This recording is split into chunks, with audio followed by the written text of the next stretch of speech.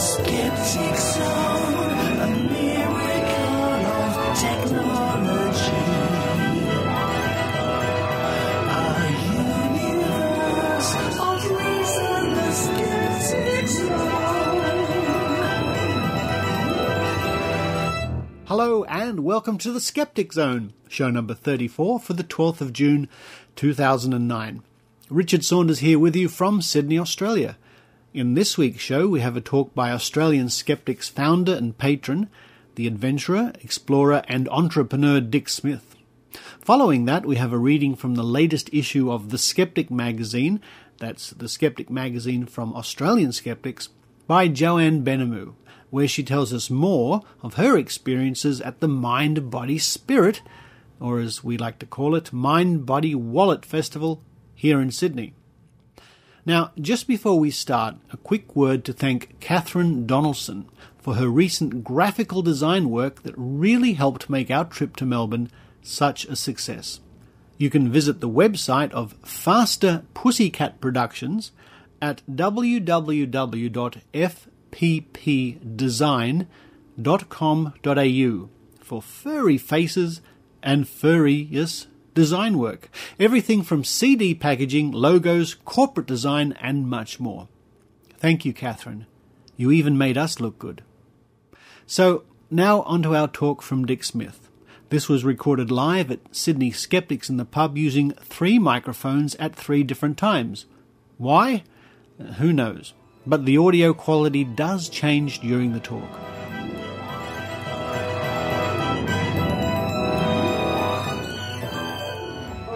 Gentlemen, let's get to our guest speaker tonight, a man that needs no introduction, but he's going to get one anyway.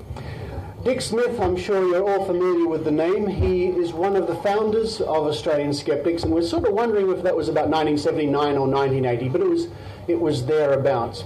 Dick's other accomplishments include a solo helicopter flight around the world, flying his helicopter to the North Pole and the South Pole, I believe. An incredible adventure, plus many other adventures like getting in a hot air balloon and flying from New Zealand to Australia, and on it goes. Dick's here tonight. He's still a patron of Australian Skeptics. We're very pleased to have him along. I know a lot of you people have come along to hear what he has to say, so without any more ado, I give you Dick Smith.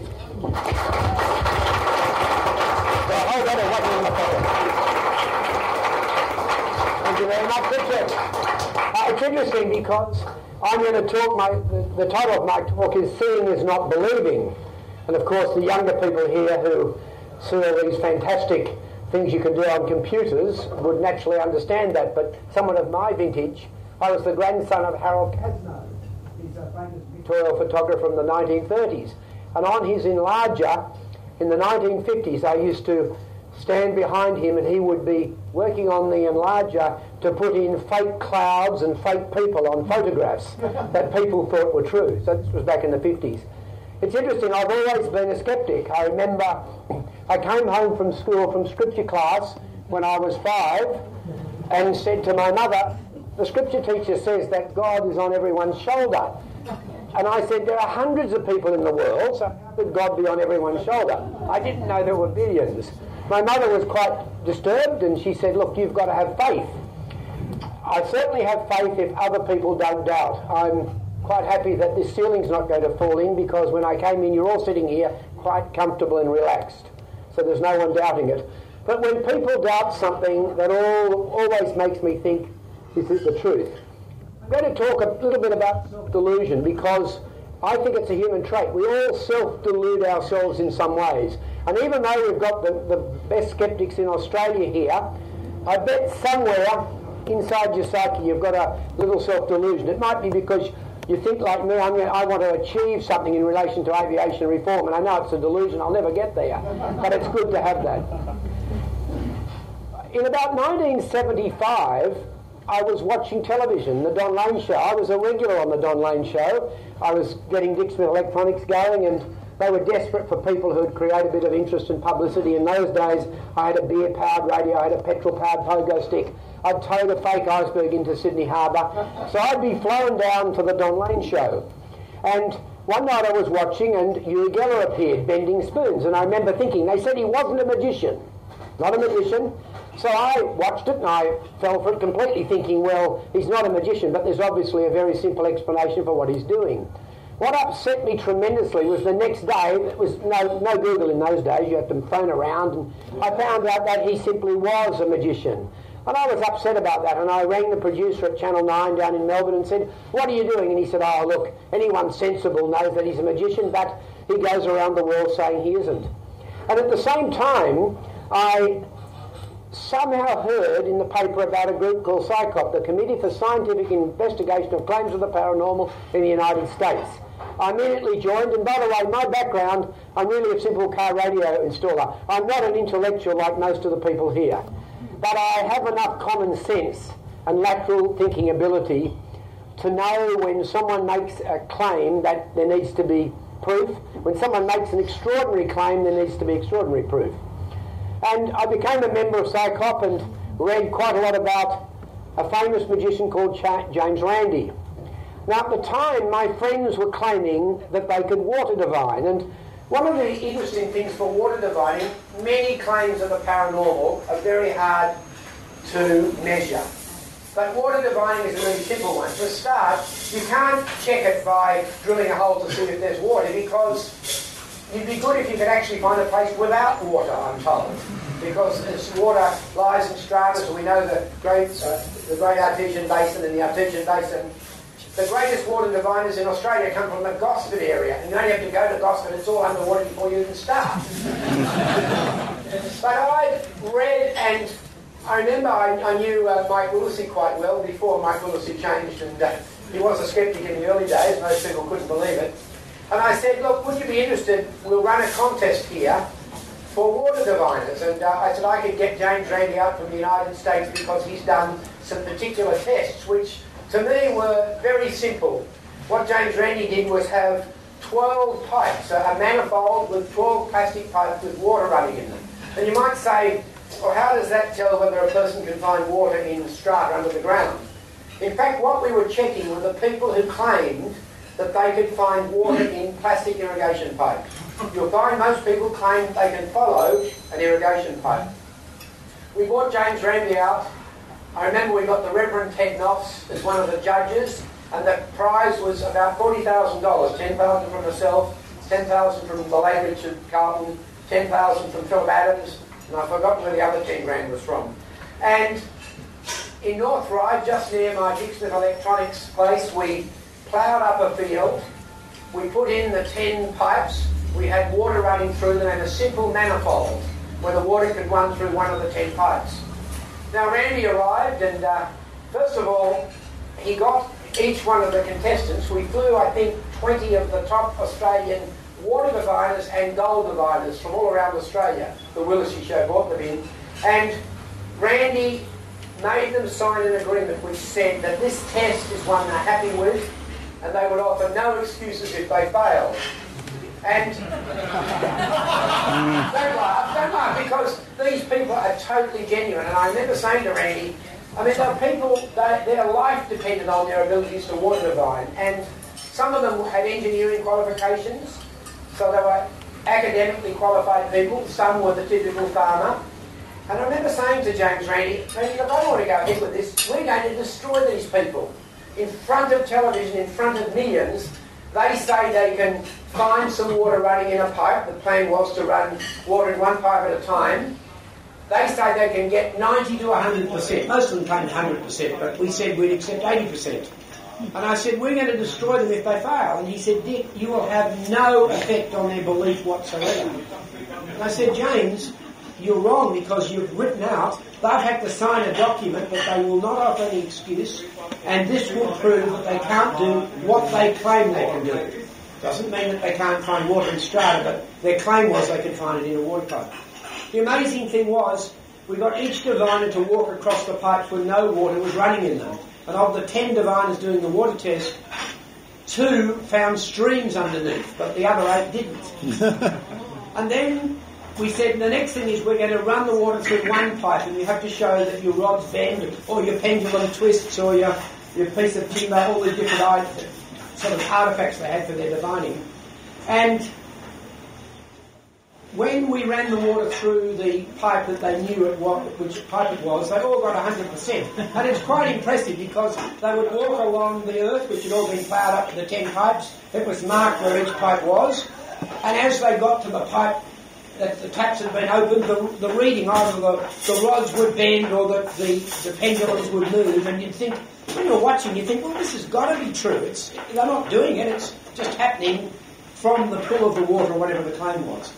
Well, we then went to double-blind testing, and no one knew the answer until the end. We filmed the whole thing, and uncannily, they managed to get, of course, chance is 1 in 10, chance alone. They actually got less than 1 in 10. So we actually proved that when they were divining, they magically could not find the water. The other test was a very simple one. We put a lump of gold, we even had the security guards there from the Australian Mint, a lump of gold in 1 of 10 shoeboxes, a very easy test. We said to the gold diviners, what's the chance of you finding which shoebox, these 10 shoeboxes, the lump of gold worth $2,000 or whatever it was, and they claimed, well, they would do it 100%. The gold diviners managed to get, once again, 1 in 10. And the interesting thing was, at one stage, one of the diviners dropped a little tiny bit of gold he was using to demonstrate. And so suddenly we had Australia's top 20 diviners all divining it. They never found the bit of gold. And at the end, when the reckoning became and they read out the reports, we had the Reverend Ted Noss, the independent judge. He read out the answers and they got 1 in 10. Within minutes, they were all rationalising and coming up with an explanation. One of them was, it doesn't work if there are sceptical people present. Every reason you could think of, and Randy was right, because I don't want to destroy people's belief in themselves, and these people definitely had a belief they could do it. Now, Randy said, Dick, all it is, it's idiomotor reaction, where the brain thinks it's there, and it's moving the rods subconsciously. And did he give me a fantastic demonstration of that? Because the next day, a reporter came in and interviewed Randy and said, look, Randy, it doesn't matter what you say, I believe in divining, my dad did it, I can do it. And so Randy said, oh, well, look, just hold on, Dick, can you get a speaker magnet from the warehouse?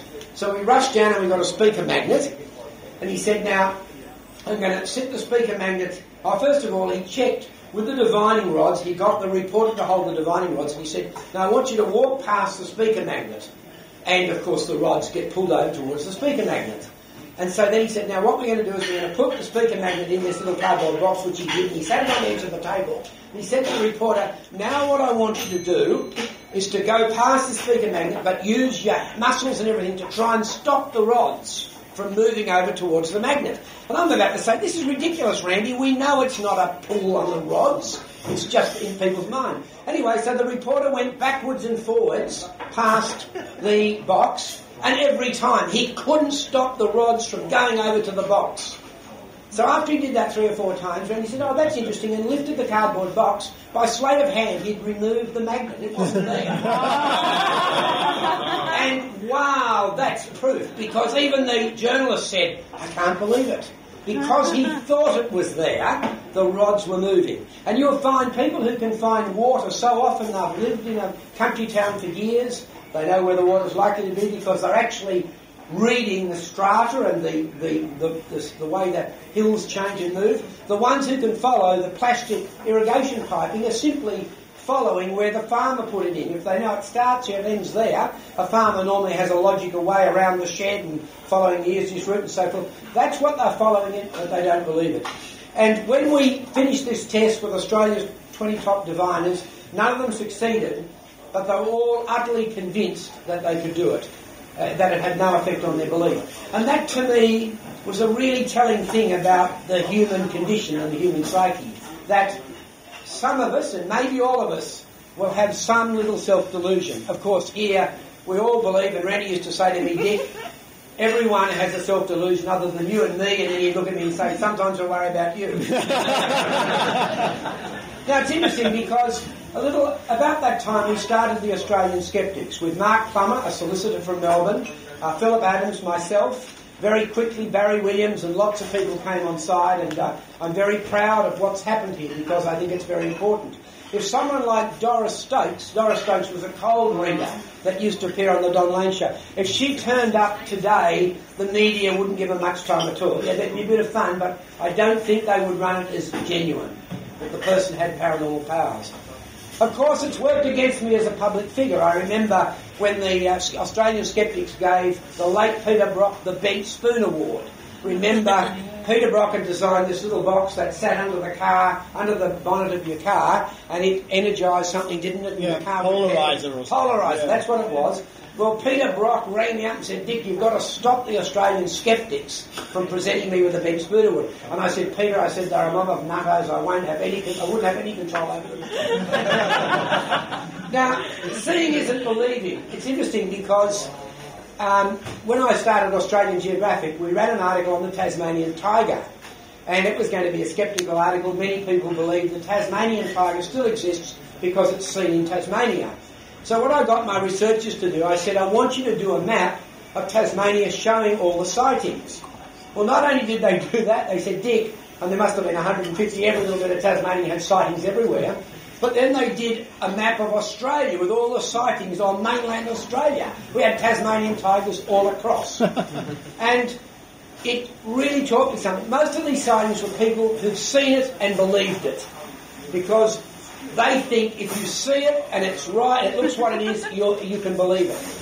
That's, of course, not true. I remember, a little bit after that, I was searching for the Kookaburra aircraft in the Tanami Desert. The Kookaburra was a small monoplane that had gone to search for Kingston Smith in 1929. It was forced down. The two pilots lost their lives from thirst. The bodies were recovered and brought back. The plane was left, and it went missing for nearly 50 years.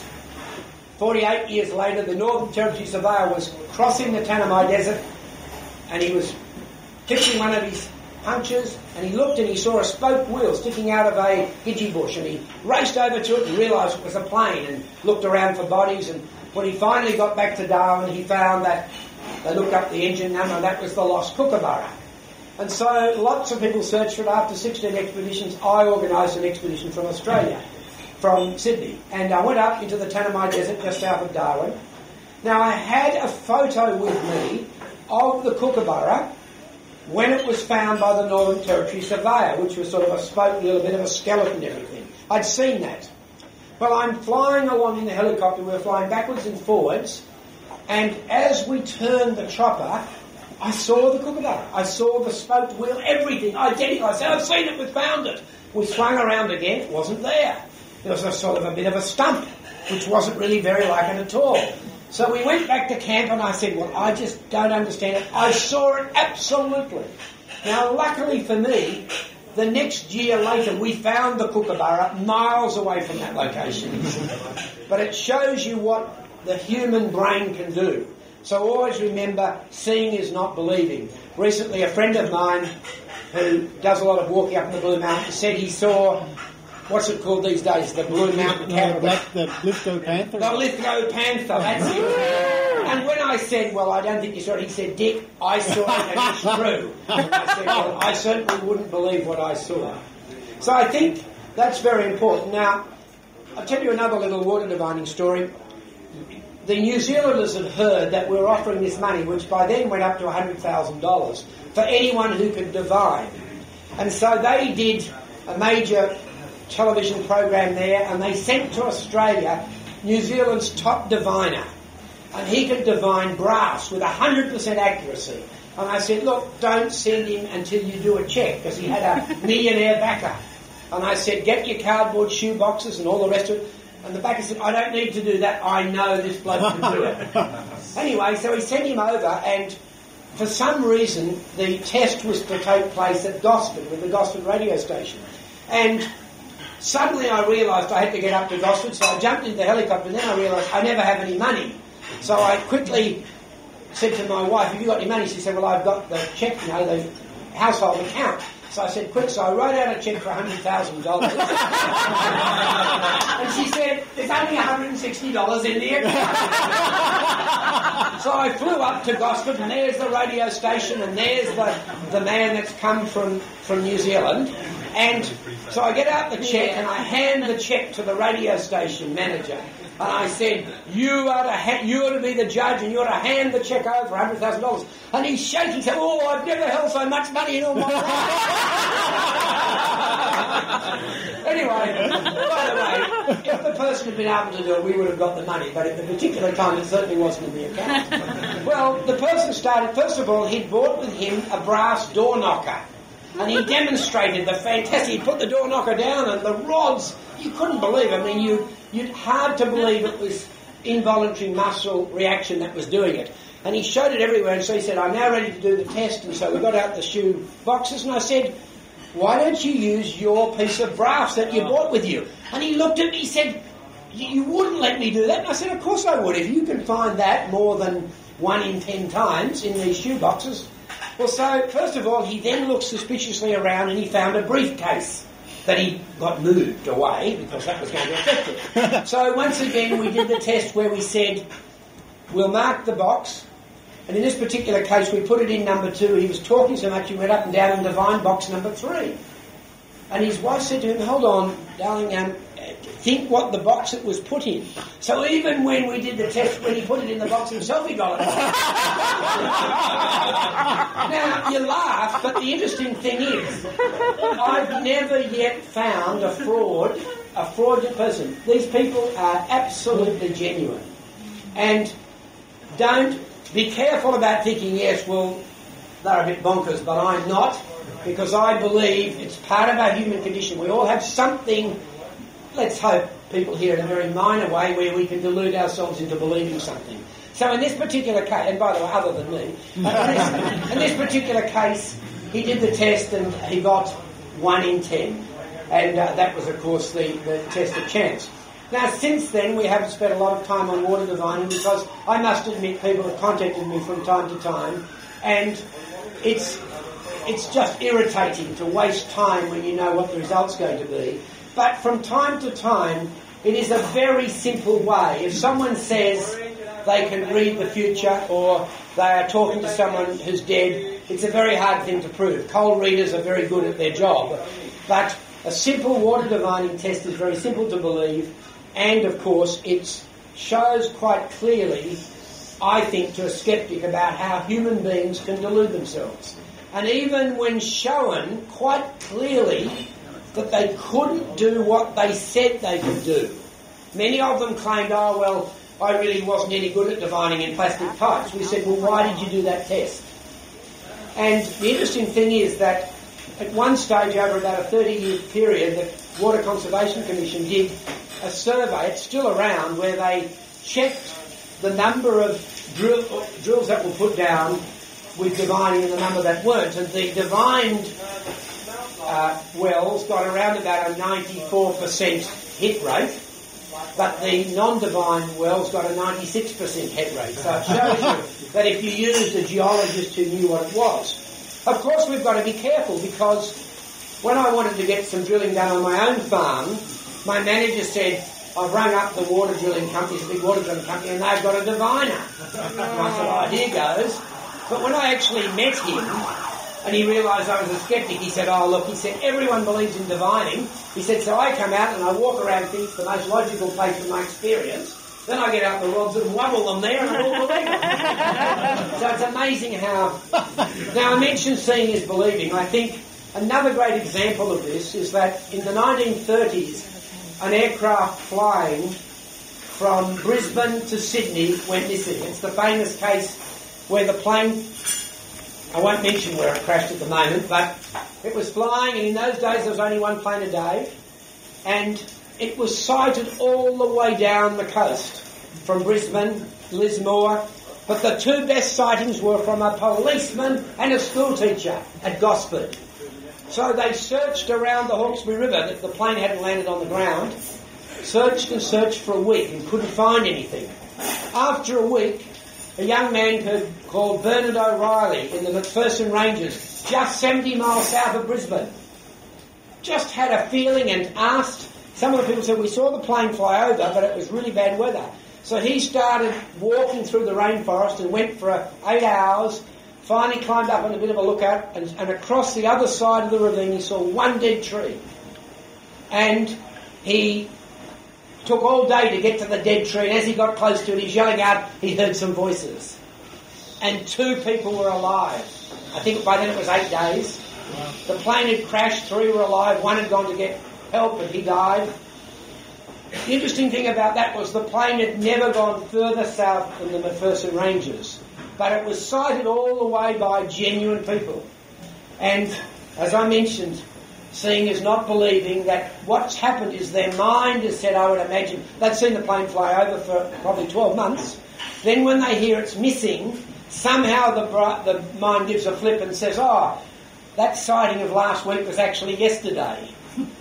And that's what happened. So you've got to be very sceptical about all of these things. Any questions? Any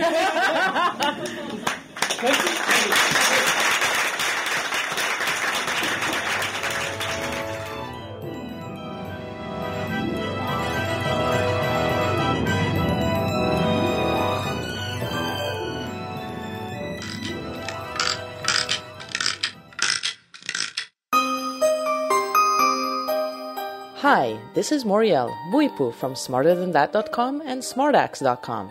I don't know about you, but I'm definitely coming to the amazing meeting this year. And following last year's scientific success, I would love to conduct a scientific experiment with Richard Saunders. Do you have any ideas of a scientific experiment we can conduct? Go to smarterthanthat.com/contact and share your idea with me. Richard and I will pick the best experiment and conduct it on this year's TAM 7. Personally, I can't wait to see what your deviously scientific minds come up with. I'm sure Richard will be happy to do anything you ask. Okay, not anything. Almost anything. Okay, maybe not almost anything either. But you should still send your ideas to me. I'll read them, I promise. So I'll see you at the Amazing Meeting 7, Las Vegas, 2009. The Skeptic Zone is an effort by volunteers. We do have production costs, not much, but we do. And your donations are sincerely appreciated. You can send a little bit of money our way by going to www.skepticzone.tv and pressing the PayPal button. We really do appreciate it.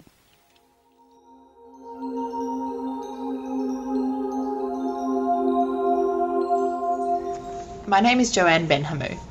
A few weeks ago, myself and several other skeptics went to the Festival of Mind, Body and Spirit at the Sydney Exhibition Centre. As a registered nurse, it concerns me that many people are choosing to dabble in untested health treatments that have not been held up to scientific scrutiny and could potentially cause harm. I was keen to see what the festival offered and whether it would live up to its reputation within the skeptical community as an arena for quackery, nonsense and magical potions. Perhaps it would turn out to be just a bit of harmless fun. I was not disappointed.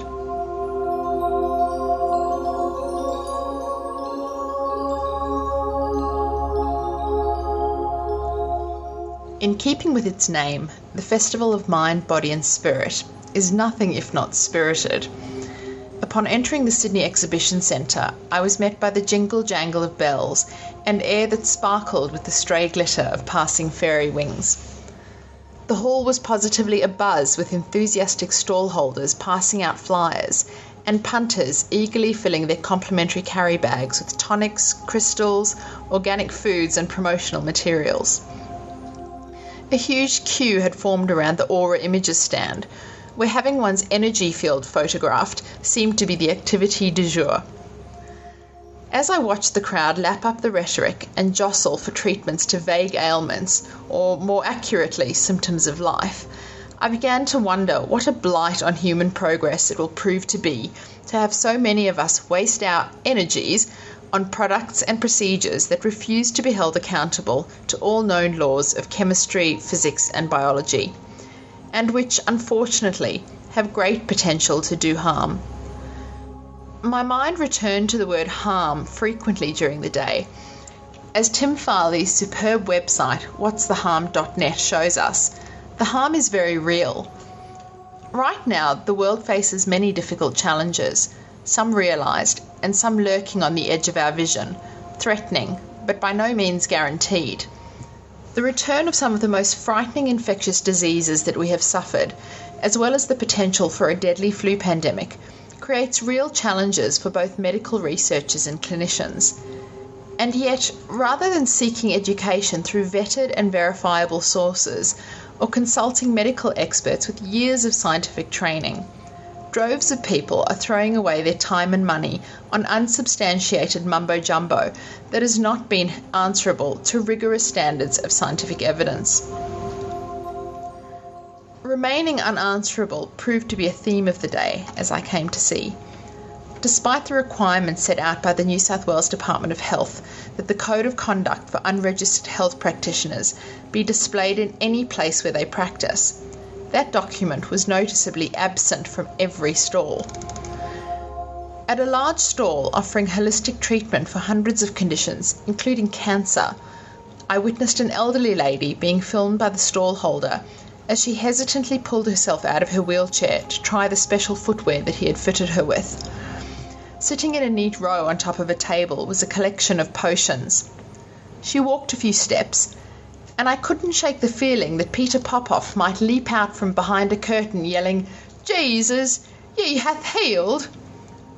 Dr. Rachel Dunlop, one of my partners in investigation for the day, asked the mustachioed man behind the camera if he would be able to help her friend who had recently been diagnosed with cancer.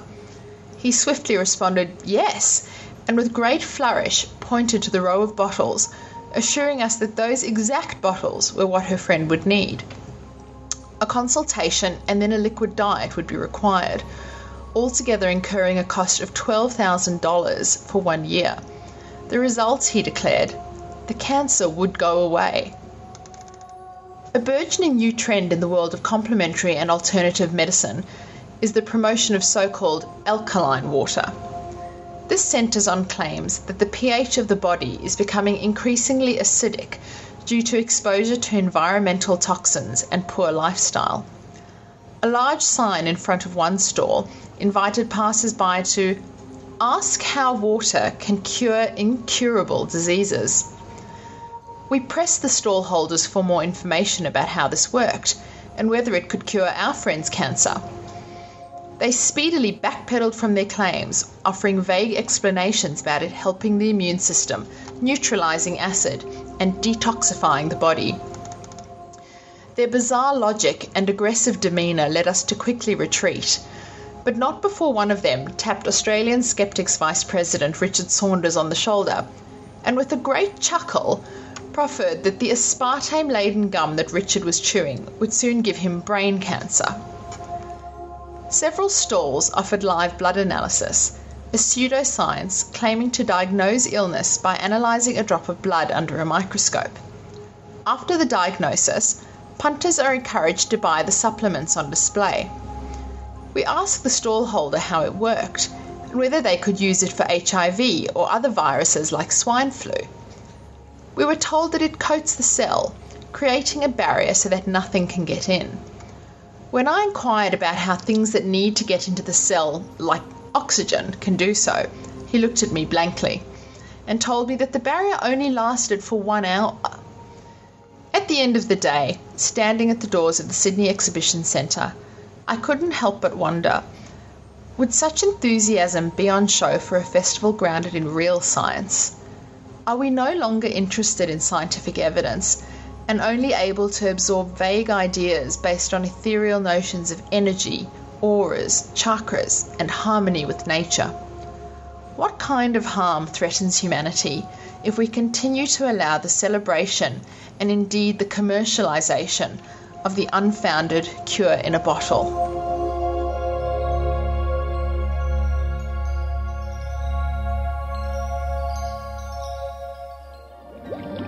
So that's why you can't eat it. I was just talking to the students here. Now look, I'm supposed to tell you about something. The Cosmic Tea Party, a new science podcast. Podcast? What the hell is that? At any rate, it's about science and mathematics. Sounds rather dull. Oh, hang on. It says here, not dull. So there you have it, the Cosmic Tea Party podcast. www.cosmicteaparty.org. Or search for them on iTunes.